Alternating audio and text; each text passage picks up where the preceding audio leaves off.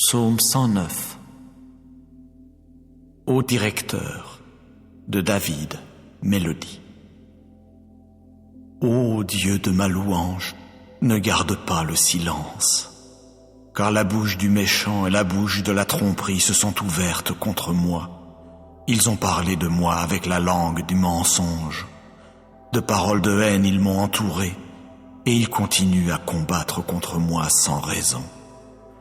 Pour mon amour, sans relâche, ils s'opposent à moi. Mais chez moi, il y a la prière. Ils me rendent le mal pour le bien et la haine pour mon amour.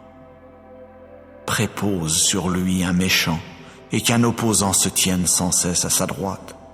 Quand il sera jugé, qu'il sorte en méchant et que sa prière devienne un péché, que ses jours soient peu nombreux. Sa fonction de surveillance, qu'un autre la prenne. Que ses fils deviennent orphelins de père et que sa femme soit veuve. Que vraiment ses fils errent çà et là et ils devront mendier et ils devront chercher leur nourriture loin de leur lieu désolé. Que l'usurier tende des pièges à tout ce qui est à lui et que des étrangers pillent le produit de son labeur.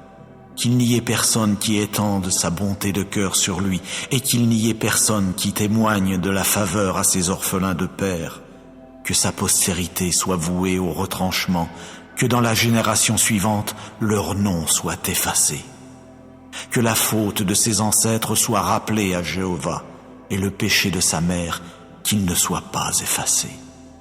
Qu'il soit devant Jéhovah constamment, et qu'il retranche de la terre leurs souvenirs, parce qu'il ne s'est pas souvenu d'user de bonté de cœur, mais qu'il n'a cessé de poursuivre l'homme affligé et pauvre, et celui qui a le cœur découragé pour le faire mourir. Il aimait la malédiction, si bien qu'elle est venue sur lui. Il n'a pas pris plaisir à la bénédiction, si bien qu'elle s'est trouvée loin de lui. Il a été revêtu de malédiction comme de son vêtement.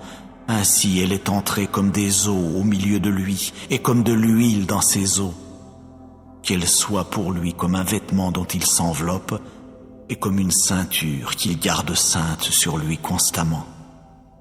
C'est là, de la part de Jéhovah, le salaire de celui qui s'oppose à moi, et de ceux qui profèrent le mal contre mon âme.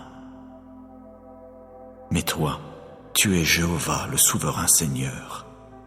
Agis avec moi à cause de ton nom. Délivre-moi parce que ta bonté de cœur est bonne. Car je suis affligé et pauvre, et mon cœur en moi a été transpercé. Comme une ombre à son déclin, je dois m'en aller.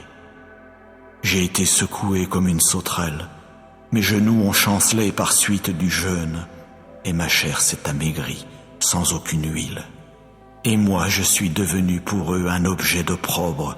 Ils me voient, ils se mettent à hocher la tête. Secours-moi, ô Jéhovah mon Dieu, sauve-moi selon ta bonté de cœur. Qu'ils sachent que c'est là ta main, que c'est toi, ô Jéhovah, qui as fait cela. Qu'ils maudissent eux, mais toi, puisses-tu bénir. Ils se sont dressés, mais qu'ils soient honteux, et que ton serviteur se réjouisse.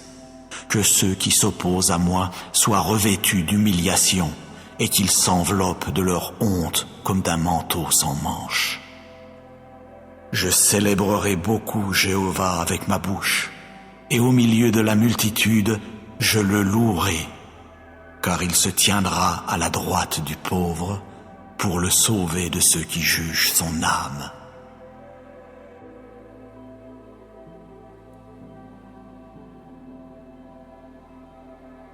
Genèse 12. L'Éternel dit à Abraham, « Va, quitte ton pays, ta famille et la maison de ton père, pour te rendre dans le pays que je t'indiquerai. Je ferai de toi l'ancêtre d'un grand peuple. Je te bénirai, je ferai de toi un personnage renommé, et tu deviendras une source de bénédiction pour d'autres. Je bénirai ceux qui te béniront, et je maudirai ceux qui t'outrageront. Toutes les familles de la terre seront bénies à travers toi. » Abraham partit comme l'Éternel le lui avait demandé, et Lot s'en alla avec lui. Abraham avait 75 ans quand il quitta Haran. Il emmena Saraï, sa femme, son neveu Lot, tous les biens et les serviteurs qu'ils avaient acquis à Haran, et ils se mirent en route pour aller au pays de Canaan. Quand ils furent arrivés, Abraham traversa le pays jusqu'à un lieu appelé Sichem, jusqu'aux chênes de Morée. À cette époque-là, les Cananéens habitaient le pays. L'Éternel apparut à Abraham et lui dit « Je donnerai ce pays à ta descendance. » Abraham érigea là un autel à l'Éternel qui lui était apparu. Puis il leva le camp pour se rendre dans la région montagneuse à l'est de Béthel. Il établit son campement entre Béthel à l'ouest et Haï à l'est. Il y érigea un autre autel à l'Éternel et lui adressa des prières. Ensuite, Abraham repartit vers le sud. D'étape en étape, il gagna le Néguev. Une famine survint dans le pays. Alors Abraham se rendit en Égypte pour y séjourner quelque temps, car la famine sévissait dans le pays. Lorsqu'il approchait de l'Égypte, il dit à Saraï sa femme, « Écoute, je sais que tu es très belle. Quand les Égyptiens te verront, ils se diront, c'est sa femme. Ils me tueront et te laisseront en vie. Dis-leur donc que tu es ma sœur, pour qu'on me traite bien à cause de toi. Ainsi, grâce à toi, ma vie sera épargnée. » En effet, quand Abraham arriva en Égypte, les Égyptiens remarquèrent la grande beauté de sa femme. Des gens de la cour du Pharaon la remarquèrent et la vantèrent à leur maître, de sorte qu'elle fut enlevée et emmenée au palais royal. À cause d'elle, le Pharaon traita Abraham avec bonté. Il lui offrit des moutons, des chèvres, des bovins, des ânes, des serviteurs, des servantes, des ânesses et des chameaux. Mais l'Éternel infligea de grands maux au Pharaon et aux gens de sa maison, à cause de Saraï, la femme d'Abraham. Alors le Pharaon convoqua Abraham et lui dit, « Qu'est-ce que tu m'as fait là? Pourquoi ne m'as-tu pas dit qu'elle était ta femme? Pourquoi l'as-tu présentée comme ta sœur? À cause de cela, j'en ai fait ma femme. Maintenant, voilà ta femme, reprends-la et va-t'en. » Et le Pharaon chargea ses gens de le reconduire avec sa femme et avec tout ce qu'il possédait. Deutéronome 11. Tu aimeras donc l'Éternel ton Dieu, et tu obéiras en tout temps à ce qu'il t'a ordonné, à ses lois, ses ordonnances et ses commandements. Contrairement à vos enfants qui n'en savent rien et qui n'ont pas vu tout cela, vous qui êtes là aujourd'hui, vous savez ce que l'Éternel vous a appris. Sa grandeur, ses déploiements de puissance, ainsi que les signes miraculeux et les œuvres qu'il a accomplies en Égypte contre le Pharaon, roi d'Égypte, et contre tout son pays. Vous avez vu comment il a traité l'armée égyptienne, ses chevaux et ses chars, comment il a fait déferler sur eux les eaux de la mer des roseaux lorsqu'il vous poursuivait, et comment il les a fait disparaître pour toujours. Et vous savez tout ce qu'il a fait pour vous dans le désert jusqu'à votre arrivée en ce lieu. Comment il a traité Dathan et Abiram, fils d'Eliab de la tribu de Ruben, quand la terre s'est fendue sous leurs pieds et les a engloutis avec leurs familles, leurs tentes et tous leurs partisans en Israël. Oui, c'est de vos propres yeux que vous avez vu toutes les œuvres extraordinaires que l'Éternel a accomplies. Obéissez donc à tous les commandements que je vous prescris aujourd'hui, alors vous serez forts et vous pourrez conquérir le pays dans lequel vous êtes sur le point d'entrer pour en prendre possession, et vous prolongerez vos jours sur la terre ruisselant de lait et de miel que l'Éternel a promis par serment de donner à vos ancêtres et à toute leur descendance. Le pays où tu vas pénétrer pour en prendre possession ne ressemble pas à l'Égypte d'où vous êtes sortis. Là-bas, après avoir fait vos semailles, vous deviez irriguer vos champs en actionnant des norias avec vos pieds, comme dans un jardin potager.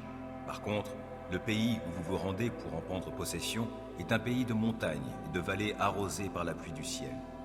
C'est un pays dont l'Éternel, ton Dieu, prend lui-même soin et sur lequel il veille continuellement du début à la fin de l'année. Si vous obéissez aux commandements que je vous donne aujourd'hui, en aimant l'Éternel votre Dieu et en lui rendant un culte de tout votre cœur et de tout votre être, je répandrai sur votre pays la pluie au temps opportun, la pluie d'automne et la pluie de printemps, et vous aurez de belles récoltes de blé, de vin nouveau et d'huile. Je ferai croître l'herbe dans vos prés pour votre bétail et vous mangerez à satiété.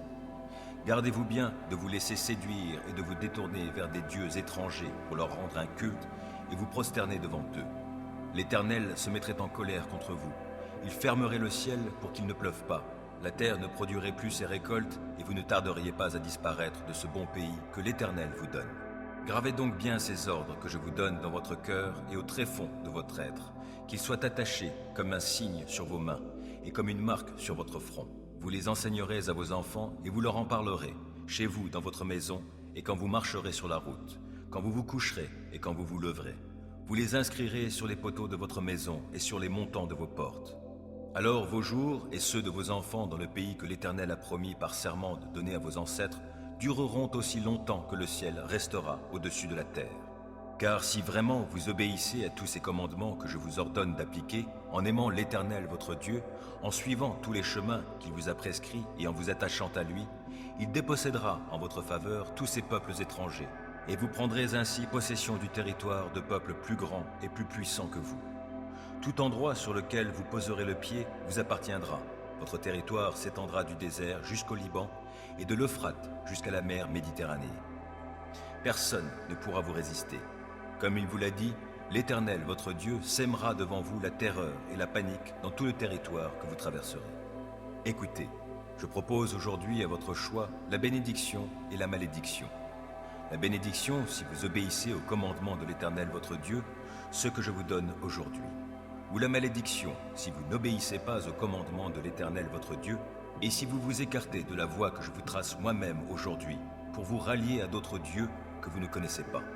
Quand l'Éternel, votre Dieu, vous aura fait entrer dans le pays où vous vous rendez pour en prendre possession, vous prononcerez la bénédiction sur le mont Garizim et la malédiction sur le mont Ébal. Ces deux sommets se trouvent au-delà du Jourdain, de l'autre côté de la route de l'Occident, au pays des Cananéens qui habitent dans la plaine de la vallée du Jourdain, face à Gilgal, près des chênes de Morée. Car vous allez bientôt franchir le Jourdain pour aller à la conquête du pays que l'Éternel votre Dieu vous donne.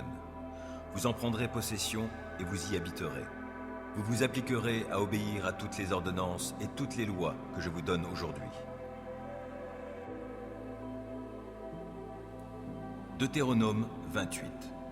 Si vous écoutez attentivement la parole de l'Éternel, votre Dieu, et si vous obéissez à tous les commandements que je vous donne aujourd'hui, si vous les appliquez, alors l'Éternel, votre Dieu, vous donnera une place prépondérante au-dessus de tous les autres peuples de la terre. Si vous obéissez à l'Éternel, votre Dieu, voici toutes les bénédictions dont Dieu vous comblera. Vous jouirez de ces bénédictions à la ville comme au champ. Il vous bénira en vous donnant de nombreux enfants et d'abondantes récoltes, en multipliant le nombre de vos bœufs, de vos moutons et de vos chèvres. Il vous bénira en remplissant votre corbeille et votre pétrin. Il vous bénira lors de vos allées et venues, au départ comme à l'arrivée. L'Éternel mettra en déroute les ennemis qui vous attaqueront. S'ils marchent contre vous par un seul chemin, ils s'enfuiront en débandade en tous sens. L'Éternel vous bénira en remplissant vos greniers et en faisant réussir tout ce que vous entreprendrez. Oui, l'Éternel, votre Dieu, vous bénira dans le pays qu'il vous donnera. Si vous obéissez aux commandements de l'Éternel, votre Dieu, et si vous suivez les chemins qu'il vous a prescrits, il fera de vous un peuple saint pour lui, comme il l'a promis par serment. Tous les peuples de la terre verront alors que l'Éternel est invoqué en votre faveur, et ils vous craindront. L'Éternel vous comblera de biens dans le pays qu'il a promis par serment à vos ancêtres de vous donner. Il vous accordera de nombreux enfants, multipliera vos troupeaux, et vous donnera des récoltes abondantes. L'Éternel ouvrira pour vous son bon trésor céleste pour donner en temps voulu la pluie nécessaire aux terres et pour bénir tout travail que vous accomplirez. Vous prêterez à de nombreux peuples et vous n'aurez vous-même pas besoin d'emprunter. L'Éternel vous fera tenir le premier rang parmi les peuples, jamais le dernier. Vous occuperez toujours la position la plus haute et non une position inférieure, à condition que vous écoutiez les commandements de l'Éternel votre Dieu, que je vous prescris aujourd'hui pour y obéir et les appliquer, sans vous écarter ni dans un sens ni dans l'autre de tout ce que je vous ordonne aujourd'hui, pour vous attacher à d'autres dieux et leur rendre un culte. Par contre, si vous n'obéissez pas à l'Éternel votre Dieu, si vous ne veillez pas à appliquer tous ces commandements et ces lois que je vous transmets moi-même aujourd'hui, voici quelles malédictions fondront sur vous. Vous serez maudits à la ville comme au champ. La malédiction reposera sur votre corbeille à fruits et sur votre pétrin. Dieu maudira vos enfants et vos récoltes, et les portées de vos troupeaux, de gros et de petits bétails. Maudits serez-vous dans vos allées et venues, au départ comme à l'arrivée. L'Éternel déchaînera contre vous la misère, le désordre et la ruine, dans tout ce que vous entreprendrez et que vous exécuterez, jusqu'à ce que vous soyez complètement détruits, et vous ne tarderez pas à disparaître, parce que vous m'aurez abandonné et que vous aurez commis de mauvaises actions. L'Éternel vous enverra une épidémie de peste qui finira par vous éliminer du pays dans lequel vous allez entrer pour en prendre possession. Il vous frappera de maladies qui vous feront dépérir, des fièvres et des inflammations de toute nature. Il frappera aussi vos champs par la sécheresse, la rouille et le charbon. Tous ces fléaux vous poursuivront jusqu'à ce que vous disparaissiez. Le ciel au-dessus de vos têtes sera aussi dur que du bronze, et la terre sous vos pieds sera comme du fer. Au lieu de pluie, l'Éternel enverra sur votre pays de la poussière et du sable, qui tomberont du ciel sur vous jusqu'à ce que vous soyez exterminés. Il vous mettra en déroute devant vos ennemis. Si vous marchez contre eux par un seul chemin, vous fuirez devant eux en débandade en tous sens. En voyant ce qui vous arrivera, tous les royaumes de la terre seront terrifiés. Vos cadavres serviront de pâture aux rapaces et aux fauves que personne ne viendra déranger. L'Éternel vous affligera d'ulcères comme les Égyptiens, d'hémorroïdes, de gales et de pustules incurables. Il vous frappera de folie, d'aveuglement et d'égarement d'esprit, au point que vous tâtonnerez en plein jour comme des aveugles dans l'obscurité. Aucune de vos entreprises ne réussira. Tous les jours, vous serez exploités et dépouillés sans personne pour vous délivrer. Si un homme se fiance, un autre homme épousera sa fiancée.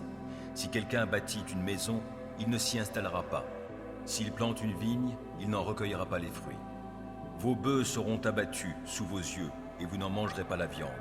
Vos ânes seront volés devant vous et ne vous seront jamais restitués. Vos moutons et vos chèvres tomberont entre les mains de vos ennemis et personne ne viendra à votre secours. Vos fils et vos filles seront livrés à un peuple étranger. Vos yeux s'épuiseront à force de guetter leur retour jour après jour, mais vous n'y pourrez rien. Un peuple que vous ne connaissez pas mangera les produits de votre terre et tout le produit de votre travail. Vous serez continuellement exploités et maltraités. À force de voir ce qui se présentera sous vos yeux, vous en perdrez la raison. L'Éternel vous frappera d'ulcères malins incurables aux genoux et aux cuisses, qui vous gagneront tout le corps, de la plante des pieds au sommet de la tête. L'Éternel vous exilera, avec le roi que vous aurez établi sur vous, chez un peuple que ni vous, ni vos ancêtres n'auront connu. Et là, vous serez asservis à d'autres dieux qui ne sont que du bois et de la pierre. Tous les peuples chez lesquels l'Éternel vous aura mené seront abasourdis de votre sort. Vous serez le sujet de leur moquerie et ils vous tourneront en dérision. Vous sèmerez beaucoup de grains dans vos champs, mais vous ferez de maigres récoltes, car les sauterelles auront tout dévasté. Vous planterez des vignes et vous y travaillerez, mais vous n'en boirez pas le vin, et vous n'aurez rien à y récolter, car les chenilles auront tout dévoré. Vous posséderez des oliviers sur tout votre territoire, mais vous n'en récolterez même pas assez d'huile pour enduire votre corps, car vos olives seront tombées avant d'être mûres. Vous donnerez naissance à des fils et des filles, mais vous ne les garderez pas avec vous, car ils s'en iront en captivité. Les criquets dévasteront tous vos arbres et mangeront les produits de vos terres. Les immigrés qui vivront parmi vous parviendront de plus en plus à une position au-dessus de la vôtre, tandis que vous déclinerez de plus en plus. Ce sont eux qui vous prêteront alors que vous n'aurez plus rien à leur prêter. Ils seront au premier rang et vous au dernier. Toutes ces malédictions fondront sur vous, vous poursuivront et vous atteindront jusqu'à ce que vous soyez exterminés, parce que vous n'aurez pas obéi à l'Éternel votre Dieu en observant les commandements et les lois qu'il vous a donnés. Ils seront pour vous et vos descendants un signe d'avertissement à jamais. Si vous ne servez pas l'Éternel votre Dieu avec la joie et le bonheur au cœur au sein de l'abondance en toutes choses, vous serez asservis aux ennemis que l'Éternel enverra contre vous.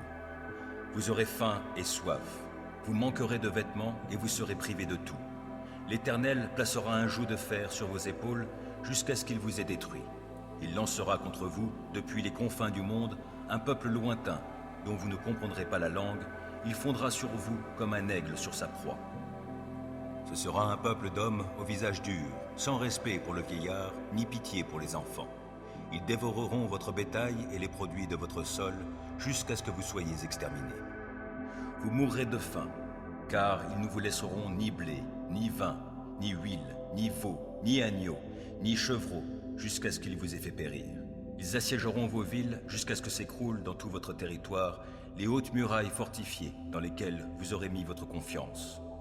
Ils assiégeront toutes les villes du pays que l'Éternel votre Dieu vous donne. Pendant le siège, vos ennemis vous réduiront à une telle détresse que vous en viendrez à manger vos propres enfants. Oui, vous dévorerez la chair des fils et des filles que l'Éternel votre Dieu vous aura donnés. L'homme le plus délicat et le plus raffiné parmi vous regardera avec malveillance son frère, sa femme qu'il aura serrée contre son cœur et les enfants qui lui resteront encore, de peur d'avoir à partager avec eux la chair de ses enfants, seule nourriture dont il disposera encore, dans la détresse à laquelle vos ennemis vous auront réduit en assiégeant toutes vos villes. La femme la plus délicate et la plus raffinée parmi vous, celle qui était si délicate et si raffinée qu'elle ne se risquait même pas à poser la plante du pied sur le sol, regardera avec malveillance le mari qu'elle a serré contre son cœur, son fils et sa fille, car elle voudra manger toute seule, en cachette, le bébé qu'elle vient de mettre au monde, et son placenta dont elle sera juste délivrée, à cause de la détresse à laquelle vous auront réduit vos ennemis en assiégeant toutes vos villes. Si vous ne veillez pas avec soin à appliquer toutes les paroles de cette loi consignée dans ce livre, pour craindre celui qui est glorieux et redoutable, c'est-à-dire l'Éternel votre Dieu, alors l'Éternel interviendra de façon prodigieuse pour vous frapper, vous et vos descendants, de plaies intenses et tenaces. Il vous infligera des maladies graves et persistantes. Il déchaînera contre vous toutes ces plaies d'Égypte que vous avez redoutées, et elles s'attacheront à vous. De plus, il vous enverra toutes sortes de maladies et de fléaux qui ne sont pas mentionnés dans ce livre de la loi, jusqu'à ce que vous soyez exterminés. Après avoir été aussi nombreux que les étoiles du ciel, vous ne serez plus qu'une poignée d'hommes, parce que vous n'aurez pas obéi à l'Éternel votre Dieu. Il arrivera donc qu'autant l'Éternel s'était plu à vous combler et à vous multiplier, autant il prendra plaisir à vous faire périr et disparaître. Ainsi, vous serez arrachés du pays où vous allez entrer pour en prendre possession, et l'Éternel vous dispersera parmi tous les peuples d'un bout de la terre à l'autre. Là, vous serez asservis à d'autres dieux que ni vous, ni vos ancêtres n'auraient connus, des dieux de bois et de pierre. Même au milieu de ces peuples étrangers, vous ne trouverez ni tranquillité, ni lieu où vous installer pour mener une existence paisible. L'Éternel vous donnera là un cœur inquiet et des yeux éteints. Le découragement vous rongera, votre avenir sera très incertain, vous connaîtrez nuit et jour la peur, vous n'aurez aucune assurance pour votre vie. La terreur envahira votre cœur à cause de tout ce que vous aurez constamment sous les yeux, de sorte que le matin vous direz « si seulement c'était le soir ». Et le soir, quand donc viendra le matin? L'Éternel vous fera reprendre le chemin de l'Égypte sur des bateaux, alors qu'il vous avait dit que vous ne la reverriez plus jamais. Là, vous vous offrirez vous-même comme esclave à vos ennemis, mais personne ne voudra vous acheter. Voici les paroles de l'alliance que l'Éternel ordonna à Moïse de conclure avec les Israélites dans le pays de Moab, en plus de l'alliance qu'il avait conclue avec eux au mont Horeb.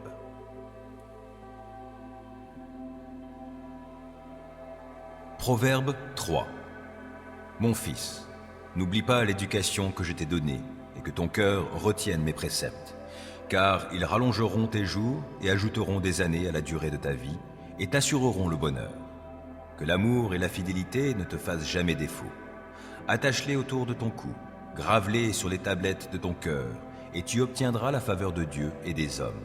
Tu auras la réputation d'être un homme de bon sens. Mets ta confiance en l'Éternel de tout ton cœur, et ne te repose pas sur ta propre intelligence. Tiens compte de lui pour tout ce que tu entreprends, et il te conduira sur le droit chemin. Ne te prends pas pour un sage, crains l'Éternel et détourne-toi du mal. Ce sera une bonne médecine qui t'assurera la santé du corps et la vitalité de tout ton être. Honore l'Éternel en lui donnant une part de tes biens et en lui offrant les prémices de tous tes revenus. Alors tes greniers regorgeront de nourriture et tes cuves déborderont de vin.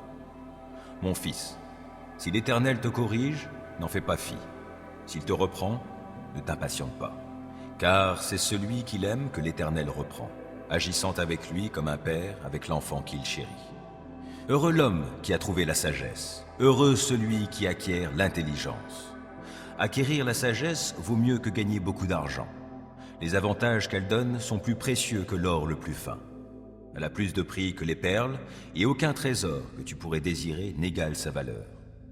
La sagesse t'offre dans sa main droite une longue vie, et dans sa main gauche la richesse et la considération.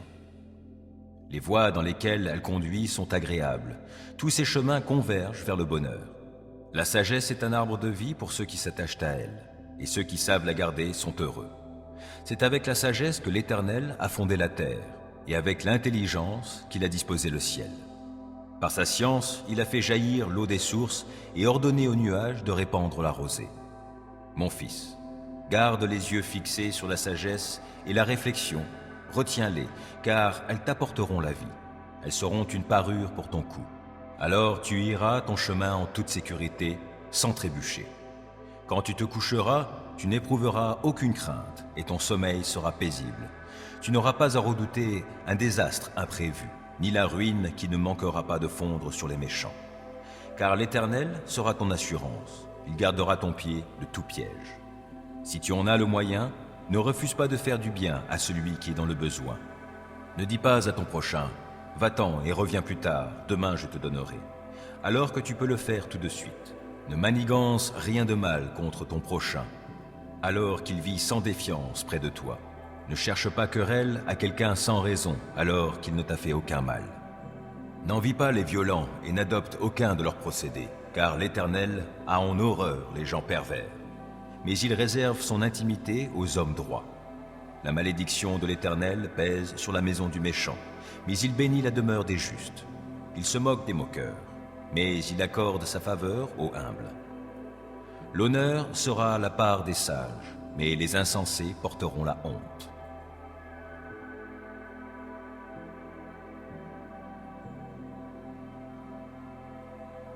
Luc 6. Un jour de sabbat, Jésus traversait des champs de blé.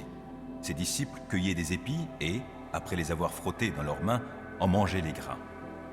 Des pharisiens dirent : « Pourquoi faites-vous ce qui est interdit le jour du sabbat ?» Jésus prit la parole et leur dit : « N'avez-vous pas lu ce qu'a fait David lorsque lui et ses compagnons eurent faim ?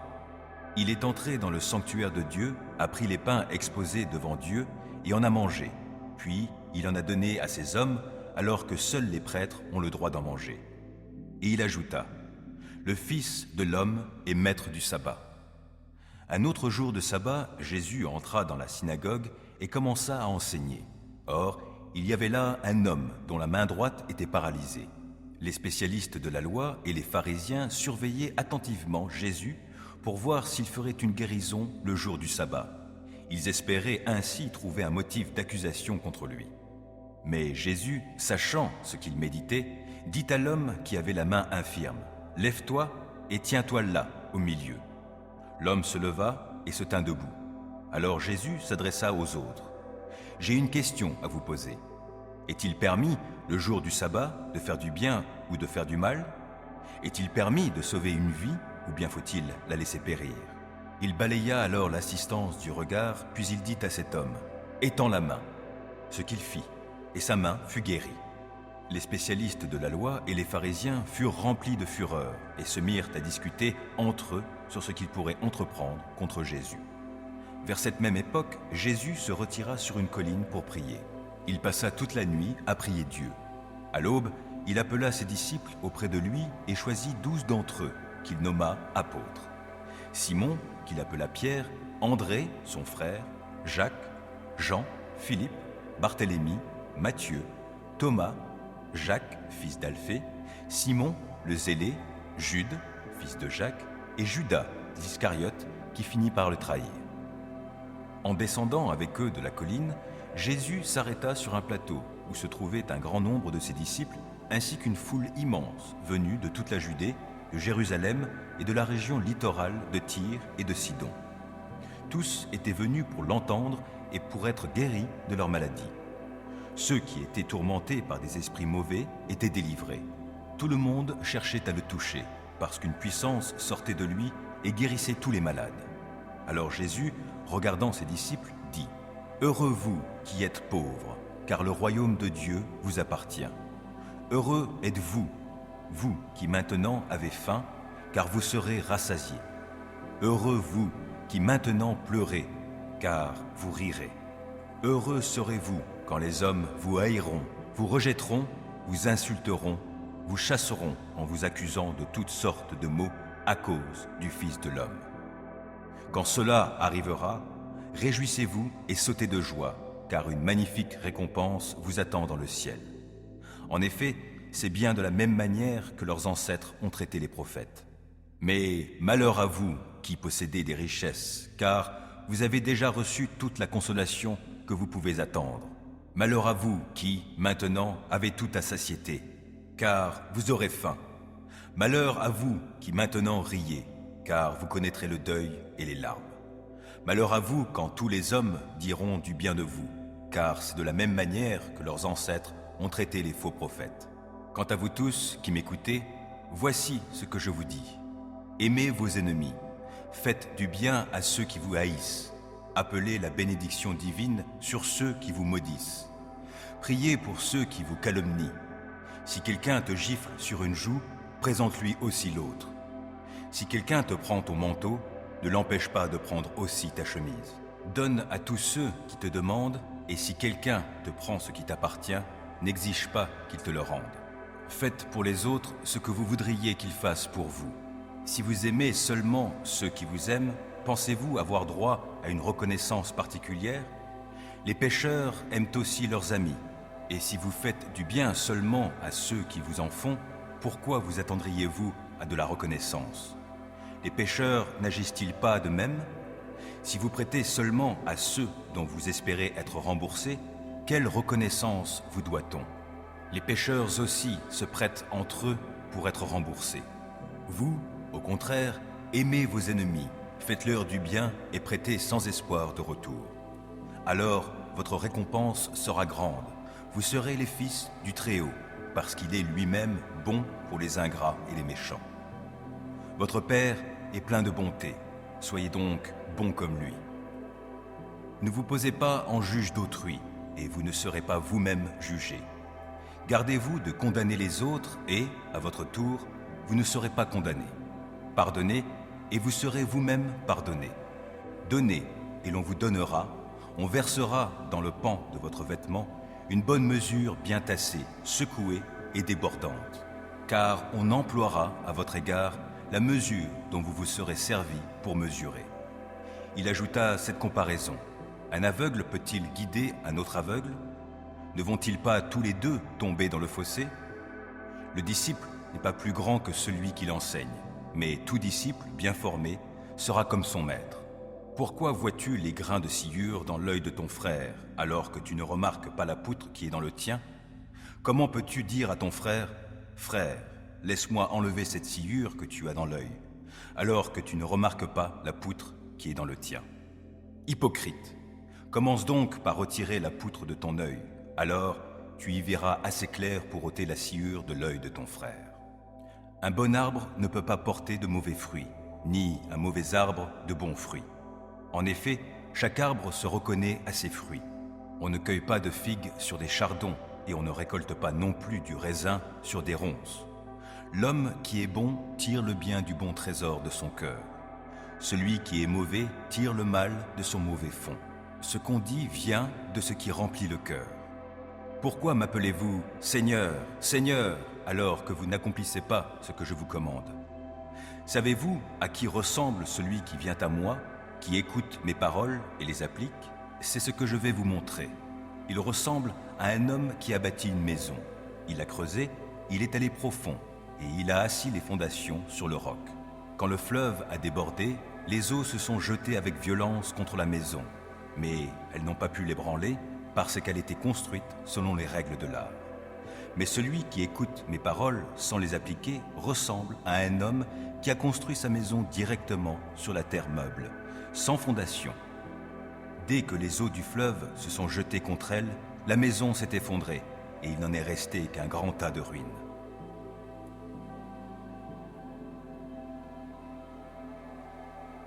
Les Nombres 23.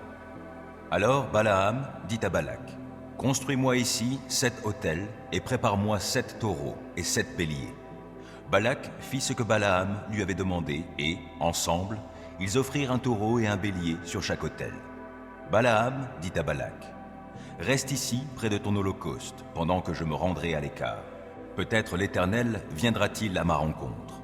Alors je te communiquerai ce qu'il me révélera. » Et il s'en alla sur une crête. Dieu se manifesta à Balaam, qui lui dit, « J'ai fait dresser 7 autels, et j'ai offert un taureau et un bélier sur chacun d'eux. » Alors l'Éternel mit sa parole dans la bouche de Balaam, puis il ajouta, « Retourne auprès de Balak et transmets-lui ce message. » Balaam retourna vers Balak et le trouva debout avec tous les chefs de Moab près de son holocauste. Alors il déclama cet oracle. « D'Aram, Balak m'a fait venir. Oui, le roi de Moab m'a fait venir des monts de l'Est. Allons, maudis Jacob pour moi. Viens et profère des menaces contre Israël. Mais comment maudirais-je? Dieu ne l'a pas maudit. Comment menacerais-je celui que l'Éternel ne veut pas menacer? Voici, je le contemple du sommet des rochers, et, du haut des collines, je le regarde.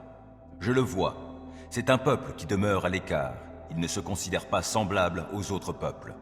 Qui a jamais compté les foules de Jacob, qui sont aussi nombreuses que les grains de poussière, ou qui a dénombré le quart du peuple d'Israël? Qu'il me soit accordé la même mort que celle de ces justes, et que mon avenir soit identique au leur. Balak dit à Balaam, « Que m'as-tu fait? Je t'ai fait venir pour maudire mes ennemis, et voilà que tu les combles de bénédictions. » Balaam répondit, « Puis-je prononcer autre chose que les paroles que l'Éternel met dans ma bouche ?»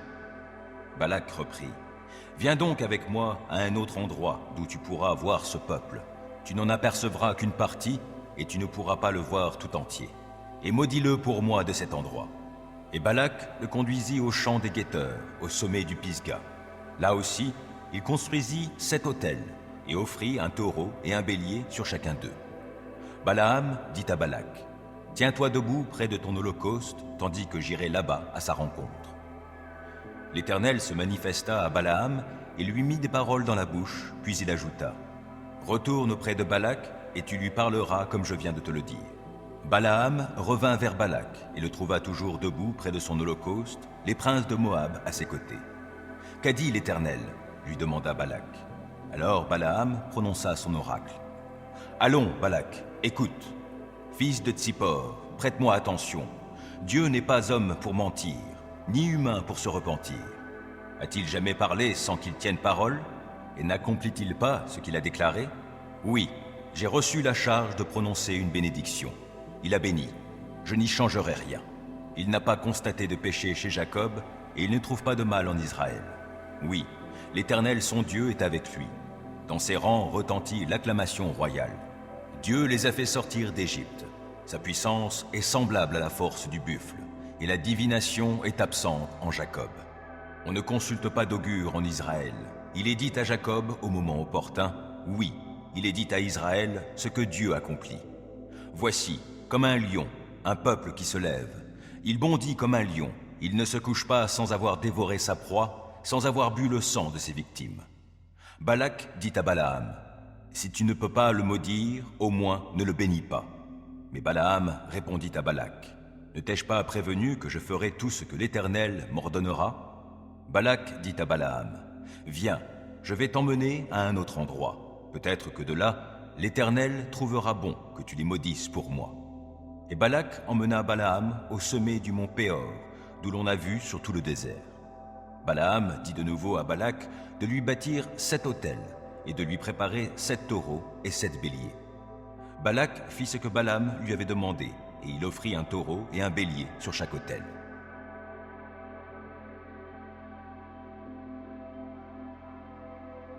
Deutéronome 30. Ces paroles que je viens de prononcer, les bénédictions et les malédictions entre lesquelles je vous offre le choix, se réaliseront. Si vous les prenez de nouveau à cœur, au milieu de tous les peuples parmi lesquels l'Éternel, votre Dieu, vous aura dispersé, si vous revenez à l'Éternel, votre Dieu, et si vous l'écoutez en obéissant de tout votre cœur et de tout votre être, vous et vos enfants, à tout ce que je vous ordonne aujourd'hui, alors l'Éternel, votre Dieu, aura compassion de vous. Il vous restaurera et vous rassemblera pour vous faire revenir de chez tous les peuples parmi lesquels il vous aura dispersés.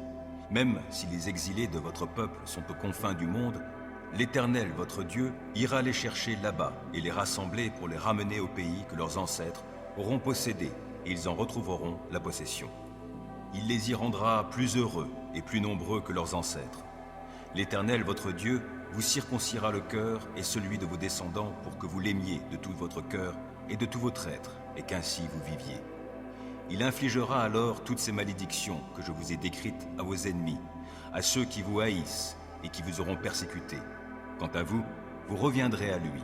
vous l'écouterez et vous appliquerez tous ces commandements que je vous transmets aujourd'hui. L'Éternel, votre Dieu, vous comblera de bonheur en faisant réussir tout ce que vous entreprendrez. Il vous donnera de nombreux enfants, il multipliera votre bétail et vous accordera d'abondantes récoltes. Car l'Éternel prendra de nouveau plaisir à votre bonheur comme il prenait plaisir à celui de vos ancêtres, pourvu que vous l'écoutiez en obéissant à ses commandements et ses ordonnances consignées dans ce livre de la loi, et que vous reveniez à lui de tout votre cœur et de tout votre être. Le code de loi que je vous donne aujourd'hui n'est certainement pas trop difficile pour vous, ni hors de votre portée. Il n'est pas au ciel pour que l'on dise « Qui montera au ciel pour aller nous le chercher et nous le faire comprendre afin que nous puissions l'appliquer ?» Il n'est pas non plus au-delà de l'océan pour que l'on dise « Qui traversera pour nous les mers pour aller nous le chercher et nous le faire comprendre afin que nous puissions l'appliquer ?» Non, la parole est toute proche de vous. Elle est dans votre bouche et dans votre cœur pour que vous l'appliquiez. Voyez, je place aujourd'hui devant vous, d'un côté, la vie et le bonheur, de l'autre, la mort et le malheur. Ce que je vous commande aujourd'hui, c'est d'aimer l'Éternel votre Dieu, de suivre le chemin qu'il vous trace et d'obéir à ses commandements, ses ordonnances et ses lois. En faisant cela, vous aurez la vie, vous deviendrez nombreux et vous serez bénis par l'Éternel votre Dieu dans le pays où vous vous rendez pour en prendre possession. Mais si votre cœur se détourne de lui, si vous refusez de lui obéir et si vous vous laissez entraîner à adorer d'autres dieux et à leur rendre un culte, je vous préviens dès aujourd'hui que vous périrez à coup sûr. Vous ne vivrez pas longtemps dans le pays au-delà du Jourdain où vous vous rendez pour en prendre possession. Je prends aujourd'hui le ciel et la terre à témoin. Je vous offre le choix entre la vie et la mort, entre la bénédiction et la malédiction. Choisissez donc la vie, afin que vous viviez, vous et vos descendants. Choisissez d'aimer l'Éternel votre Dieu, de lui obéir et de lui rester attaché, car c'est lui qui vous fait vivre et qui pourra vous accorder de passer de nombreux jours dans le pays que l'Éternel a promis par serment de donner à vos ancêtres Abraham, Isaac et Jacob. Jérémie 48. Prophétie concernant Moab.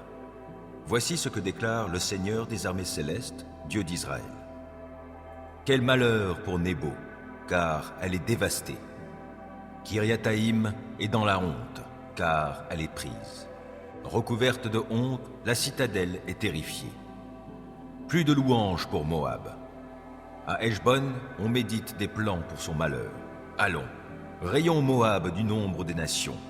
Et toi aussi, Madmen, tu seras réduite au silence. L'épée te poursuivra. Des cris se font entendre depuis Horonaïm. C'est la dévastation et une grande ruine. Voilà que Moab est brisé et l'on entend les cris de ses petits. On gravite en pleurant la montée de Louhit. En descendant la pente d'Horonaïm, on entend des cris de détresse à cause de la destruction. Fuyez, sauve qui peut. Courez comme l'onagre à travers le désert. Tu as mis ta confiance, Moab, dans tes richesses et dans tes réalisations. Eh bien, toi aussi, tu seras conquis. Le dieu Kémosh s'en ira en exil, avec ses prêtres et ses princes, et le dévastateur fondra sur chaque ville. Non, aucune cité ne sera épargnée. La vallée est ruinée, le plateau ravagé, c'est ce que l'Éternel a dit. Répandez du sel sur Moab, car il sera détruit. Ses villes seront dévastées et privées d'habitants. Maudit celui qui fait l'œuvre de l'Éternel sans y mettre son cœur. Maudit soit qui refuse le sang à son épée. Moab, dès son jeune âge, vivait dans la quiétude, et il s'est reposé comme un vin sur sa lie, n'ayant jamais été versé d'un vase dans un autre. Il n'avait jamais pris le chemin de l'exil.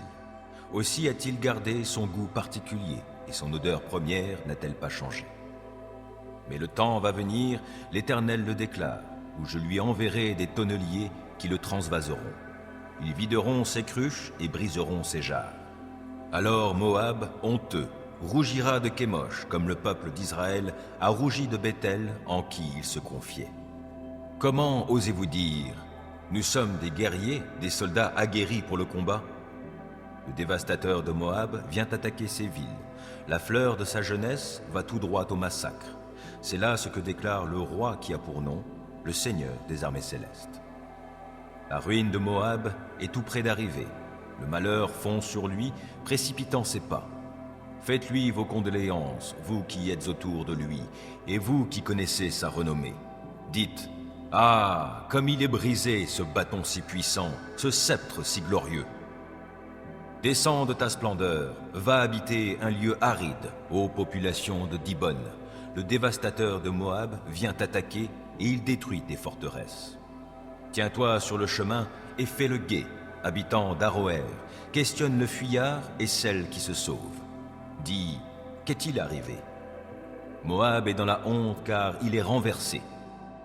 Lamentez-vous, criez, annoncez sur l'Arnon, Moab est dévasté. Oui, le châtiment frappe le pays du plateau. Holon, Yahat et Mephaat, Dibon, Nebo et Beth Diblataïm, Kiriataïm et Beth Gamoul, ainsi que Beth Méon, Kériot et Botsra, de même que toutes les villes du pays de Moab, qu'elles soient au près ou au loin. La force de Moab a été abattue, sa puissance est brisée, l'Éternel le déclare. Enivrez-le, car il s'est fait plus grand que l'Éternel. Le voilà qui se vautre dans ses vomissements. À son tour, qu'il devienne un objet de risée. Il est vrai, Israël est devenu pour toi objet de raillerie. A-t-il été surpris au milieu des voleurs pour qu'à chaque occasion où tu parles de lui, tu te moques de lui? Habitants de Moab, abandonnez les villes et allez demeurer au milieu des rochers. Imitez la colombe qui va poser son nid au bord des précipices. Nous avons entendu parler de l'orgueil de Moab. Il est orgueilleux à l'extrême. Et quel esprit de supériorité! Quelle fierté! Quelle arrogance! Quel cœur altier! Je connais bien, déclare l'Éternel, toute son arrogance, et ce dont il se vante, il ne l'accomplit pas. Voilà pourquoi je me lamente à cause de Moab. Je crie pour Moab tout entier, et, pour les gens de Kir-Hérès, je pousse des gémissements. Comme Yaézer pleure, je pleurerai sur toi, ô vigne de Sibma. Des sarments s'étendaient au-delà de la mer, et certains atteignaient la mer de Yaézer. Mais le dévastateur s'est jeté sur tes fruits d'été et pille ta vendange. La joie et l'allégresse ont disparu des vergers de Moab et du pays entier. Je taris le vin dans les cuves, on ne foule plus la vendange avec des cris de joie. C'en est fini des cris de joie. On entend les cris de Heshbon jusqu'à Éléalé. Leur voix s'entend jusqu'à Yahat, de Tsoar à Horonaïm, et jusqu'à Eglat, Shélishia. Les eaux de Nimrim elles-mêmes ont cessé de couler. Je ferai disparaître du pays de Moab ceux qui offrent des holocaustes sur les hauts lieux et ceux qui offrent des parfums à ses dieux, l'Éternel le déclare. Aussi mon cœur gémit au sujet de Moab, comme gémit la flûte. Oh oui, mon cœur gémit comme gémit la flûte sur ceux de Kir-Hérès, car ils ont perdu tous les biens qu'ils avaient amassés. Ils ont tous la tête rasée et la barbe coupée, et les mains tailladées, les reins couverts d'un habit de toile de sac. Et sur tous les toits en terrasse du pays de Moab, et sur toutes ces places, ce ne sont que lamentations, car j'ai brisé Moab, comme l'on brise un vase qui ne plaît pas, l'Éternel le déclare. Comme il s'est effondré, hurlez! Moab a tourné le dos, tout honteux, et il est devenu la risée et l'effroi de tous ceux qui l'entourent. Car voici ce que l'Éternel déclare. Ce sera comme un aigle qui fond vers lui et qui étend ses ailes au-dessus de Moab. Kériot est prise, les lieux forts sont conquis, et le cœur des guerriers de Moab, ce jour-là, sera semblable au cœur d'une femme en travail. Voilà Moab exterminé, il cesse d'être un peuple, car il s'est fait plus grand que l'Éternel. L'effroi, la fosse et le filet vous atteindront, habitants de Moab, l'Éternel le déclare. Qui s'enfuira devant l'effroi tombera dans la fosse, qui remontera de la fosse sera pris au filet. Car je ferai venir sur lui, oui, sur Moab, l'année du châtiment. L'Éternel le déclare. À l'ombre de Heshbon s'arrêtent des fuyards sans force, parce qu'un feu est sorti de Heshbon, une flamme a jailli du milieu de Sihon, et elle a consumé les tempes de Moab et le crâne des tapageurs. Malheur à toi, Moab, car il périt, le peuple de Kémosh. Ses fils sont emmenés captifs, ses filles en exil. Mais je ramènerai les captifs de Moab dans l'avenir, l'Éternel le déclare.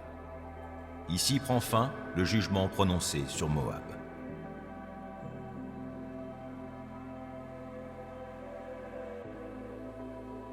Deutéronome 23. Personne ne prendra pour épouse l'une des femmes de son père et ne portera ainsi atteinte à son père. Aucun homme dont les testicules ont été écrasés ou dont le membre viril a été mutilé ne sera admis dans l'assemblée de l'Éternel. L'homme né d'une union illicite et ses descendants jusqu'à la 10e génération ne seront pas admis dans l'assemblée de l'Éternel. Les Ammonites et les Moabites ne seront jamais admis dans l'assemblée de l'Éternel. Pas même leurs descendants de la 10e génération. En effet, lorsque vous êtes sortis d'Égypte, ils ne sont pas venus vous accueillir sur votre route avec du pain et de l'eau. Au contraire, ils ont soudoyé contre vous Balaam, fils de Béor, et l'ont fait venir de Pétor en Mésopotamie pour vous maudire. Mais l'Éternel, votre Dieu, a refusé d'écouter Balaam, et il a changé pour vous la malédiction en bénédiction, car l'Éternel, votre Dieu, vous aime. Tant que vous vivrez, vous ne conclurez pas de traité de paix et d'amitié avec eux. Vous ne considérerez pas les Édomites comme abominables, car c'est un peuple frère. Vous ne tiendrez pas non plus les Égyptiens pour abominables, car vous avez séjourné dans leur pays. Les membres de ces deux peuples pourront entrer dans l'assemblée de l'Éternel à partir de la 3e génération. Lorsque vous partirez en campagne pour faire la guerre à vos ennemis, vous éviterez avec soin tout ce qui est mal.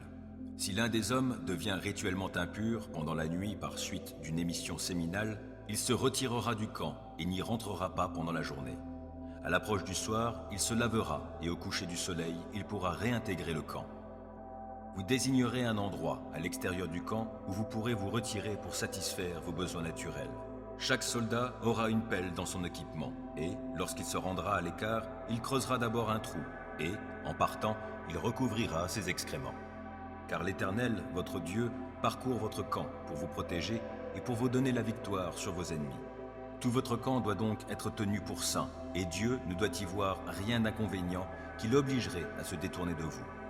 Si un esclave s'enfuit de chez son maître et vient se réfugier dans votre pays, vous ne le ramènerez pas à son maître.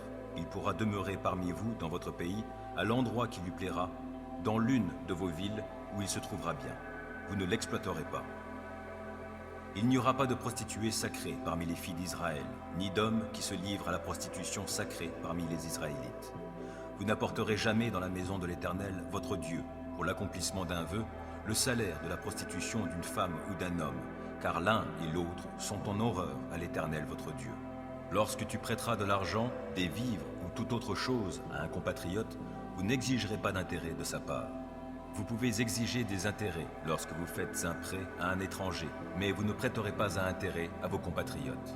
Alors l'Éternel, votre Dieu, vous bénira dans tout ce que vous entreprendrez dans le pays où vous allez entrer pour en prendre possession. Quand tu auras fait un vœu à l'Éternel, votre Dieu, tu n'en différeras pas l'accomplissement, car l'Éternel, ton Dieu, ne manquerait pas de t'en demander compte, et tu porterais la responsabilité d'une faute. D'ailleurs, tu n'es pas tenu de prononcer un vœu. Si tu t'en abstiens, tu ne seras pas coupable pour cela. Mais si une promesse a franchi tes lèvres, tu dois la tenir et accomplir le vœu que tu auras librement fait à l'Éternel ton Dieu de ta propre bouche. Si tu viens à passer par le vignoble de ton prochain, tu pourras manger autant de raisins que tu veux, jusqu'à satiété, mais tu n'en emporteras pas dans ton panier. De même, si tu traverses le champ de blé mûr de ton prochain, tu pourras cueillir des épis à la main, mais tu n'en couperas pas à la faucille.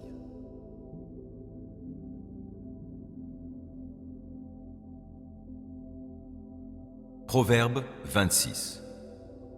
Être honoré convient aussi peu à un insensé que la neige en été ou la pluie pendant la moisson. Une malédiction injustifiée reste sans effet. Elle est comme le moineau qui s'enfuit ou l'hirondelle qui s'envole. Le fouet est fait pour le cheval, le mors pour l'âne et le bâton pour l'échine des insensés. Ne réponds pas à l'insensé selon sa sottise, de peur que tu finisses par lui ressembler.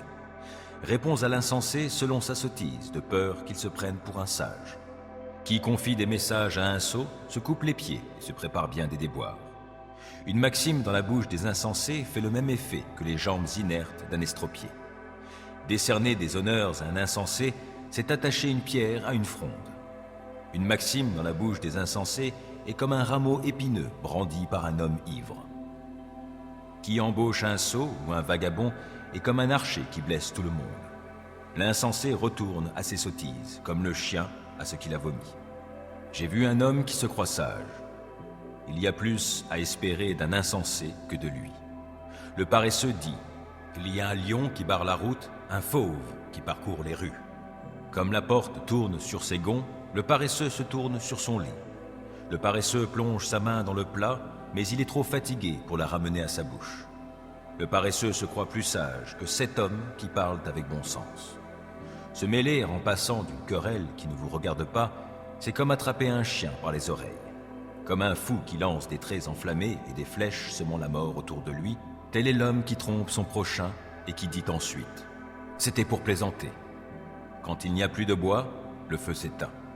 Quand il n'y a plus de calomniateurs, la querelle s'apaise.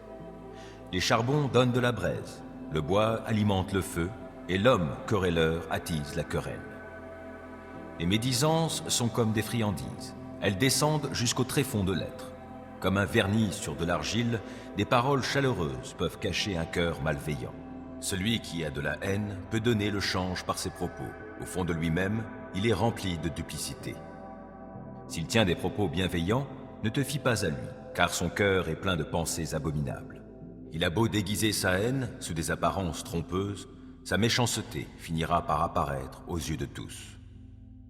Qui creuse une fosse y tombera lui-même, et la pierre revient sur celui qui la roule. Celui qui raconte des mensonges est ceux qu'il blesse, et avec des paroles flatteuses, on cause la ruine de quelqu'un. Ecclésiaste 7.